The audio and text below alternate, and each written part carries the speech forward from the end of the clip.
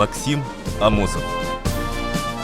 Выдающийся государственный деятель, политик, философ, интернационалист по своим убеждениям. Один из основателей государственности 3 тюркоязычных республик – Якутской АССР, Казахской и Киргизской союзных республик в составе Великой Державы – Советского Союза.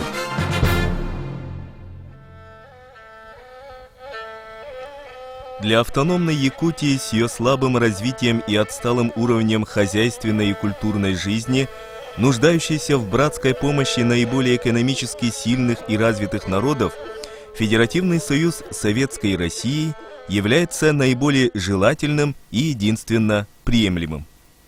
Сбылись многие смелые мечты и проекты наших предшественников, славной когорты якутских государственных деятелей. Многие из них такие светочи нации, как Максим Кирович Амосов, Платон Алексеевич Аюнский, Василий Васильевич Никифоров, Гаврил Васильевич Кристофонтов и другие погибли в огне политических репрессий. Но нам удалось воплотить много их идей, реабилитировать их честные имена, снять клеймо врага народа, обвинение в буржуазном национализме. Жизнь Максима Кировича Амосова оборвалась на пике его политической карьеры в роковой для всей страны год – 1937. Кровавая волна репрессий докатилась и до Киргизии. А там происходили важные события в жизни киргизского народа. Изменился статус республики. Автономная республика была преобразована в союзную. Была принята Конституция. Амосову приходилось действовать в тяжелой атмосфере поисков так называемых врагов народа. По клеветническим обвинениям уничтожалась национальная интеллигенция, духовная элита республики. Амосов решается на беспримерный в то время поступок. В отчаянной попытке остановить репрессии он создает специальную комиссию для контроля деятельности органов безопасности, прокуратуры и суда. Подобных попыток выстроить защиту не было ни в одной из союзных республик. Но сталинскую машину уничтожения невозможно было остановить. Амосов, руководитель Компартии Киргизии, был обвинен в гнилом либерализме. Последовали публикации в «Правде», где он подвергся жесткой критике. 7 ноября 1937 года. Очередная годовщина Октябрьской революции. Случайная оговорка во время демонстрации стала поводом для отстранения его от должности, затем арестом. Этот день стал началом конца яркой, полной созидательной силы жизни Максима Амосова.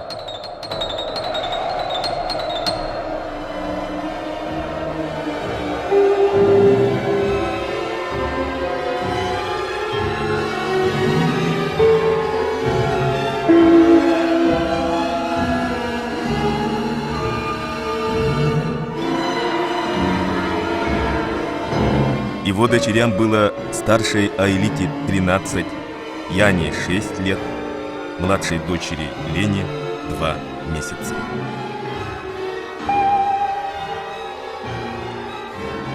Жена Раиса Израилевна сразу же была уволена с должности начальника управления средних и высших школ Совета народных комиссаров Киргизской ССР. В те страшные годы ее не удалось сломить. В деле Амосова сохранились показания 1938 года. «Я всегда ему верила, верю и буду верить. Слышишь, Максим, я верю тебе. Будь спокоен. Твоя Рая Цугель». Больше года его содержали в печально знаменитой московской тюрьме Лефортово. Его подвергали неслыханным истязаниям, моральным и физическим пыткам. По официальным документам Максим Амосов был расстрелян 28 июля 1938 года. Главный виновник репрессий в Киргизии, руководитель КГБ Республики Лоцманов, в тот же год был расстрелян из-за фальсификации дела Амосова и всего руководства Киргизии. Ужас был. Вот если проводить исторические аналогии, то это я могу сравнить только с инквизицией средних веков в самом ее жестоком периоде, когда была вакханалия.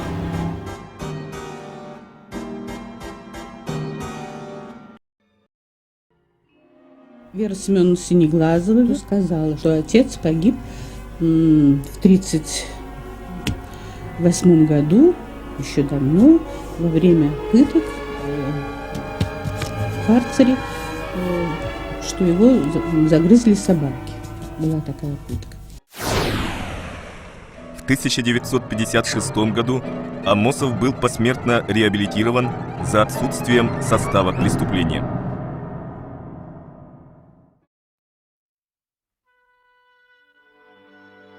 Что такое нужда, безысходность нищеты, Максиму Амосову пришлось узнать с самого детства.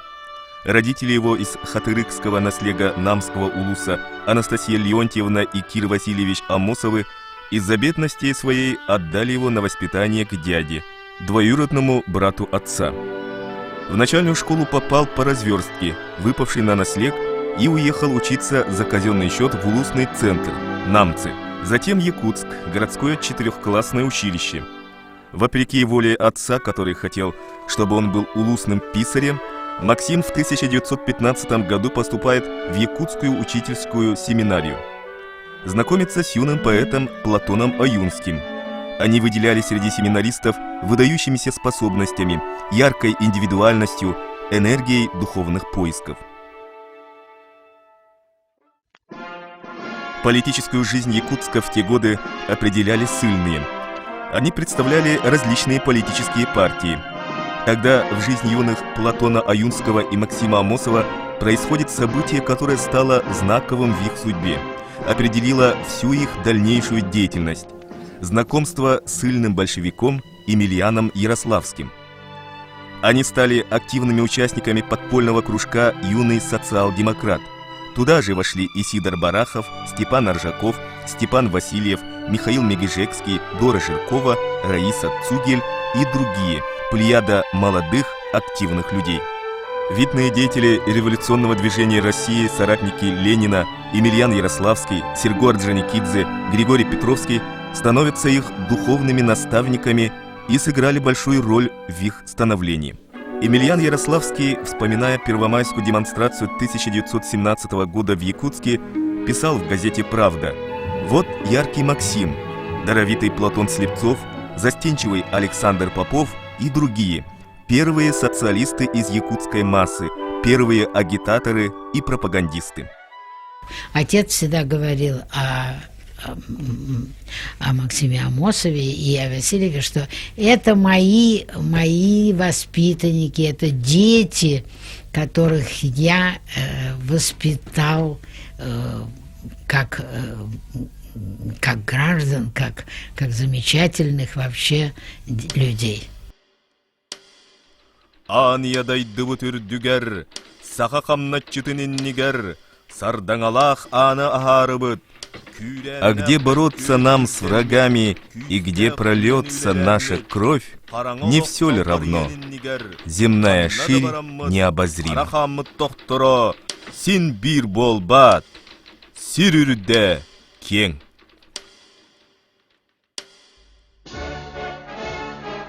В июле 1918 года в Якутии была установлена советская власть. Амосов становится секретарем исполкома Якутского совета рабочих депутатов и народным комиссаром просвещения. Но советская власть продержалась тогда всего 35 дней. В августе 1918-го Амосов, Аюнский и другие активные участники установления советской власти были арестованы и высланы за пределы Якутии. В годы гражданской войны Максим Амосов был активным участником большевистского подполья в Сибири. В мае 1919 года он встречается с Лениным и по его поручению возглавляет сибирскую экспедицию. В эти годы он организатор комсомола в городах Сибири.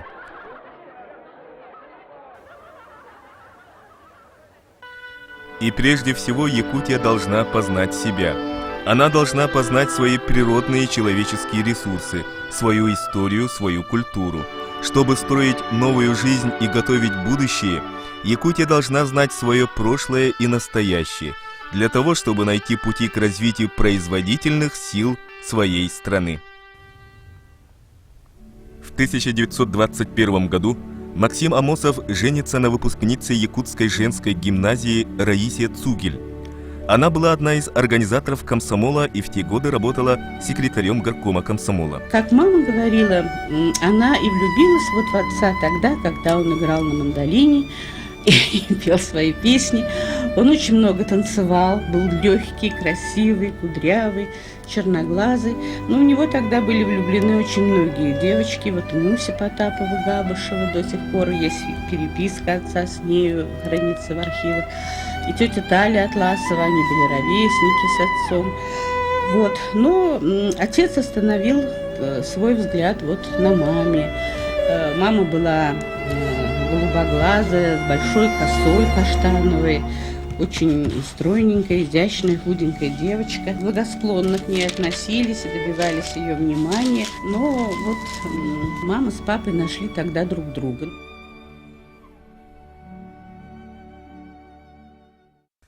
В 1921 году Максим Амосов был избран членом Всероссийского Центрального исполнительного комитета. Его духовные учителя, бывшие полицейные Ярославский, Петровский, Орджоникидзе, теперь занимали высокие посты в Москве. Орджоникидзе – нарком, Петровский – ЦИК Украины, Ярославский – редактор газеты «Правда». Амосов к моменту образования республики сложился как руководитель с масштабными замыслами. Его уже хорошо знали в высших эшелонах власти. Был лично знаком с Лениным, Сталиным. Он мог на самом высоком уровне решать и отстаивать интересы Якутии. Ему тогда было 25 лет. И вот свершилось. Декрет в ЦИК от 27 апреля 1922 года завершил государственно-правовое оформление новой автономной республики – Якутской автономной Советской Социалистической Республики. Перед молодой автономной советской властью Якутии стоит колоссальная задача – организовать эти пробуждающиеся материальные и духовные силы народа, направить их по кратчайшему пути возрождения. День смерти Ленина.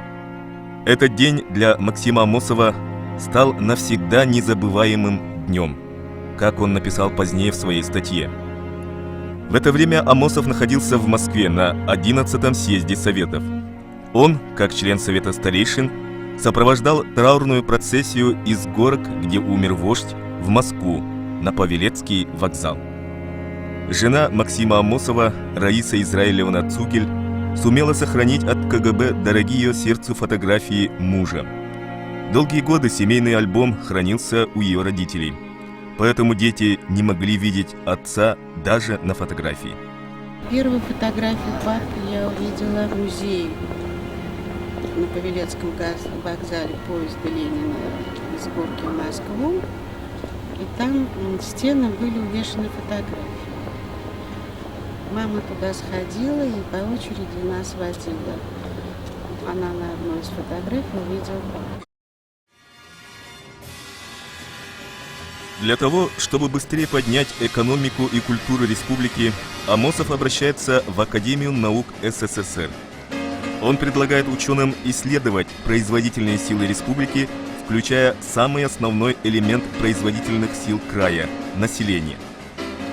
Впервые в Советском Союзе Академия наук направляет в Якутию экспедицию, состоящую из 246 научных и научно-технических работников.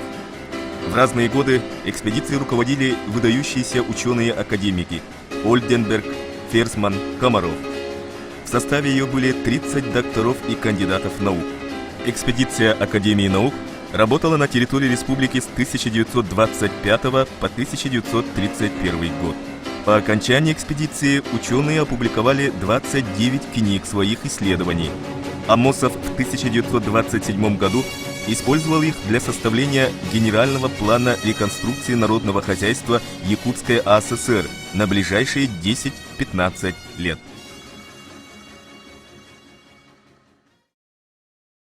Мы жили напротив Кремля. В нашем парадном круглые сутки стоял человек. После войны вообще был холод страшный. Вот нам в школе выдавали с Яной по бублику и чашку чая. Но чай мы не могли донести, а бублик мы обязаны были принести. Потому что была мама, была Аля, была бабушка. Нужно было кушать. Вы представляете, наши муки я набирала, у меня бублик, потому что здесь хотелось все время. Ну, а если мы заболевали, особенно я болела очень часто, то мы жили на кипятке. И факты, что в школе, где мы учились, а мы учились все трое в одной школе, в 57-й, это недалеко от Кремля, буквально метров 800. И там учились все дети кремлевские, которые жили, работали в Кремле. Ее заставляли публично отказаться от отца на уроках перед лицом класса, на собрании в школе. И она не отказалась, и, в общем-то, Аля тогда заработала себе порог сердца.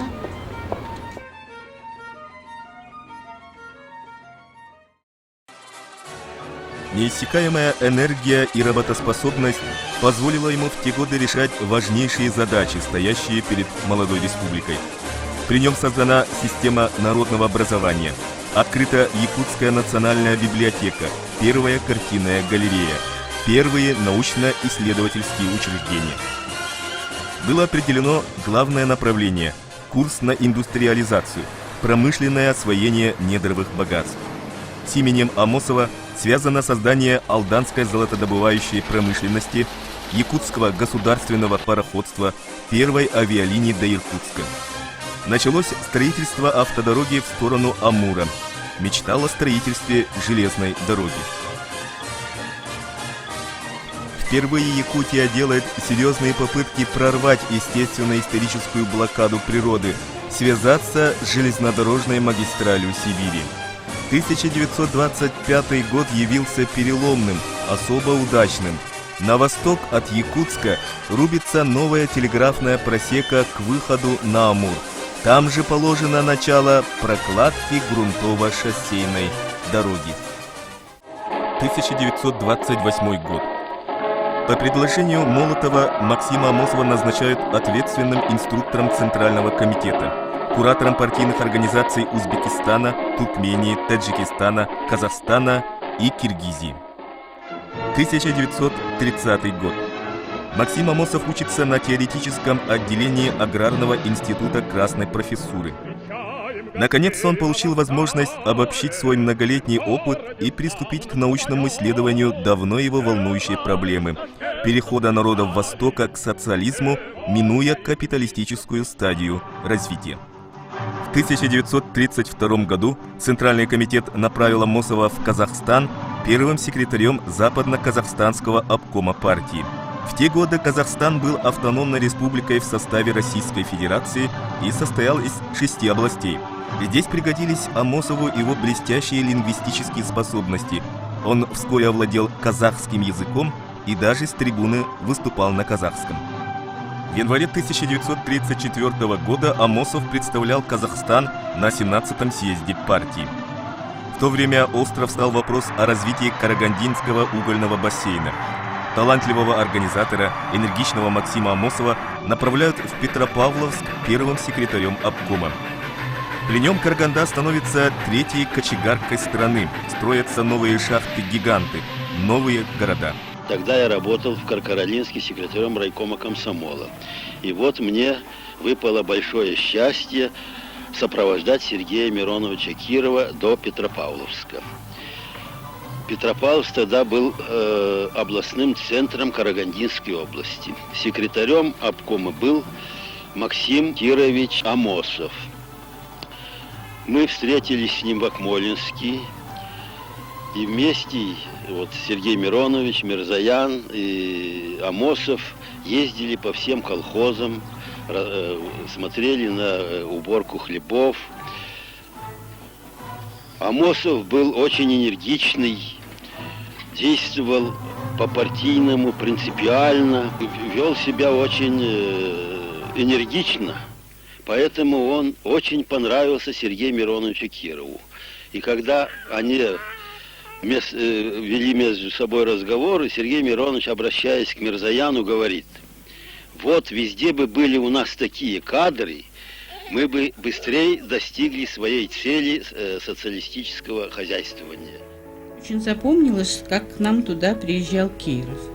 Почему запомнилось? Потому что они были с папой очень похожи и совершенно одинаково одеты. Сапоги, галифе, гимнастерки и волосы такие вот кудрявые, коротко стриженные. И вот как-то я была перед обедом где-то в комнате и смотрю, входит папа. Я бегу к нему навстречу, а он всегда меня вот так подбрасывает под потолок. И я лечу, и вдруг сверху вижу, что это совершенно не папа. И меня подбросило. Это оказался Сергей Миронович, а папа стоит рядом и хохочет. Значит, вот они были как-то даже внешне похожи. И папа очень дружил с Сергеем Мироновичем. Мне посчастливилось быть на многих съездах партии и съездах советов. Но я еще никогда не видел такого подъема, такого торжества, какой был на 8-м съезде Советов. То, что происходило на съезде, заставляло переживать и волноваться. Грядущие победы за нами. Преобразование Казахстана в союзную республику обязывает нас ко многому. 1937 год. Максим Амосов к своему 40-летию стал известным в стране государственным и политическим деятелем. Принимал участие в решении важнейших вопросов внутренней и внешней политики советского государства. Его статьи, а их более 300, опубликованные в центральной печати, наполнены заразительной энергией созидания. Блестящий оратор, он свободно владел татарским, казахским, киргизским, узбекским языками, немецким и английским. Русским языком владел в совершенстве. Как вспоминает старый большевик Мордовской, красота его речи сочеталась с глубоким содержанием и силой логики. Его выступления мобилизовывали слушателей. Весну 1937 года Амосов встретил в Киргизии. Он первый секретарь ЦК Компартии Киргизии. Сразу он, в это короткое время, сразу он забавляет большой авторитет среди населения. Обаятельный человек. Когда я работал обком комсомол, еще ЦК не был организован. Нам чаще заходил он. Один спрашивал, как вы работаете, что-то вам надо, какая помощь. Человечный человек. Последний раз я видел здесь его. 7 ноября на трибуну подняться на этой балконе.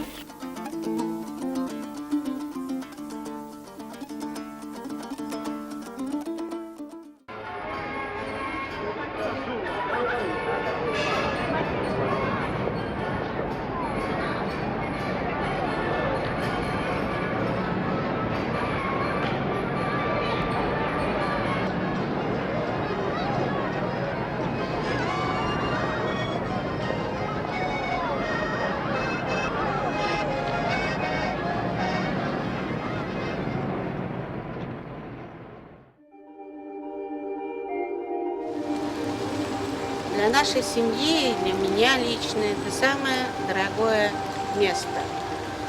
Здесь захоронено около 10 тысяч людей, в числе которых находится папа и вот эти вот великолепные люди. Барахов, Гаврилов, Донской, Ксенаков, Шараборин. Они погибли в расцвете творческих сил. Максим Амосов и его единомышленники воплотили в жизнь давнюю мечту якутского народа. Еще в 17 веке внук легендарного тыгына Мазары Базеков впервые поставил в Москве вопрос о разделении власти. Тогда, к моменту вхождения Якутии в состав России, здесь не было государственных образований.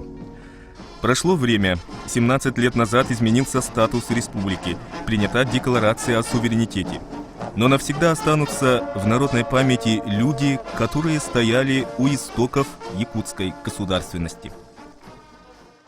Когда был опубликован указ в 1995 году, можно так сказать, Михаил Ефимович сполна получил от СМИ все газеты, почти все газеты опубликовали негативные материалы, ругали Михаила Ефимовича за это решение. Не меньшую смелость проявил Вячеслав Анатольевич Тыров, когда стало известно место захоронения отца. В 2002 году был поставлен памятник жертвам, которые похоронены в коммунарке. И это до сих пор единственный памятник. Ни один из регионов не вспомнил своих сыновей и дочерей. Рядом с нами только памятник монголов, поставивший памятник своему правительству, которое в полном составе ставим тоже уважительно.